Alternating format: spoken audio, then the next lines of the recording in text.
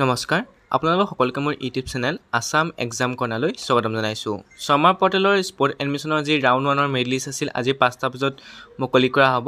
ইয়াত আপোনালোকে দেখিছে the first merit list for sport admission will be publish on 26/2025 at 5 PM। অৰ্থাৎ আপোনালোকৰ ৰাউণ্ড 1ৰ মেৰিট লিষ্টখন অৰ্থাৎ স্পৰ্ট এডমিশ্যনৰ যিখন ৰাউণ্ড 1ৰ মেৰিট লিষ্ট আছে সেইখন 5টা বজাত দিব বুলি কৈছে। মই ইতিমধ্যে 5টা বাজি গ'ল, কিন্তু আপোনালোকৰ মেৰিট লিষ্টখন অহা নাই। আপোনালোকৰ কটন ইউনিভাৰ্চিটিয়ে কৈছে আৰু লগতে আপোনালোকৰ শৰ্মা পৰ্টেলতো দেখুওৱা হৈছে আপোনালোকৰ 5টা বজাত আপলোড হ'ব বুলি কৈছে। হয়তো আপোনালোকৰ মেৰিট লিষ্টখন 6-7 বজাৰ ভিতৰত হয়তো আপোনালোকে পাই যাব শৰ্মা পৰ্টেলৰ লগতে আপোনালোকৰ কটনৰ ইউনিভাৰ্চিটিৰ ৱেবছাইটৰ লগতে বাকী ইউনিভাৰ্চিটিৰ ৱেবছাইটতো পাই যাব।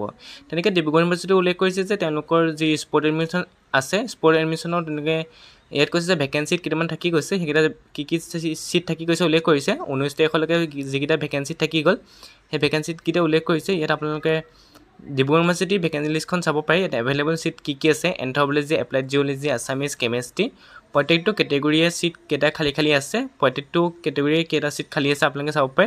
OBC এটা আছে, তেনেকৈ আপোনালোকৰ ST প্লেন ST হিলছৰ চিট খালী আছে, সেইকেইটা চিট খালী আছে। এইকেইটাৰ কাৰণে আপোনালোকৰ স্পৰ্ট এডমিশ্যন হ'ব। গতিকে আজি ৰাউণ্ড 1ৰ যিখন মেৰিট লিষ্ট আছে সেই মেৰিট লিষ্টখন আপোনালোকে শৰ্মাৰ পৰ্টেলত 5টা বজাত পাবলৈ উল্লেখ কৰিছে, কিন্তু 5টা বজাৰ পিছতো উপলব্ধ হোৱা নাই। গতিকে আপোনালোকে হয়তো 6-7টা বজাত পাই যাব পাৰে। তাৰপিছত উল্লেখ কৈছে যে যি স্পৰ্ট এডমিশ্যনৰ মেৰিট লিষ্টখন যেতিয়া দিয়া হ'ব, দিয়াৰ পিছত আপোনালোকৰ এডমিশ্যন হ'ব গৈছে আপোনালোকৰ 23 জুন তাৰিখে, 23rd হয়, 23 তাৰিখে আপোনালোকৰ ৰাতিপুৱা 10টাৰ পৰা 12টালৈকে হ'ব। আগতে যিখিনি ডকুমেণ্ট আছিল সেই ডকুমেণ্টখিনি লৈ গ'লেই হ'ল। গতিকে আপোনালোকৰ ডিব্ৰুগড় ইউনিভাৰ্চিটিৰ কাৰণে এডমিশ্যন হ'ব 23 জুন তাৰিখে। 23 তাৰিখে আপোনালোকৰ স্পৰ্ট এডমিশ্যন হ'ব। তাৰপৰা গুৱাহাটী ইউনিভাৰ্চিটিৰ ফালৰ পৰাও স্পৰ্ট এডমিশ্যনৰ কাৰণে নটিফিকেশ্যন জাৰি কৰা হৈছে। গতিকে আপোনালোকে গুৱাহাটী ইউনিভাৰ্চিটি যিখন স্পৰ্ট এডমিশ্যন তাৰ নটিফিকেশ্যনখন চাবৰ কাৰণে ইয়াত আপোনালোকে ক্লিক কৰিলেই হ'ল। ক্লিক কৰাৰ পিছত ইয়াত আপোনালোকৰ FYMPত যিখন নটিফিকেশ্যন ইয়াত চাব, ইয়াত উল্লেখ কৰিছে। ইয়াত আপোনালোকে চাব পাৰে দি ষ্টুডেণ্ট নিড টু ট্ৰেভেল ইউনিভাৰ্চিটিৰ কাৰণে যাব নালাগে কৈছে। আপোনালোকে এখন গুগল ফৰ্ম পোৱাব লাগিব। গুগল ফৰ্মখন পোৱাবৰ কাৰণে এই লিংকটো যিটো দেখিছে দি গুগল ফৰ্ম লিংক এই লিংকটোত ক্লিক কৰি আপোনালোকে 21 জুনৰ আগতে আপোনালোকে এই ফৰ্মখন ফিল আপ কৰিব। ফিল আপ কৰি আপোনালোকে ছাবমিট কৰিব লাগিব যদি গুৱাহাটী ইউনিভাৰ্চিটিৰ স্পৰ্ট এডমিশ্যন ল'ব বিচাৰিছে।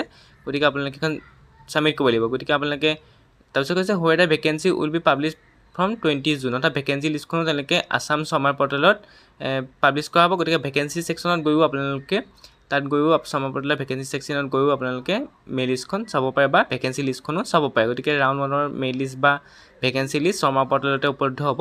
শৰ্মা পৰ্টেলত অহাৰ পিছত 3 ক্লিক কৰি আপোনালোকে মেৰিট লিষ্ট ছেকশ্যন বা ভেকেঞ্চি চাব পাৰিব, মেৰিটত মেৰিট লিষ্ট চাব পাৰিব।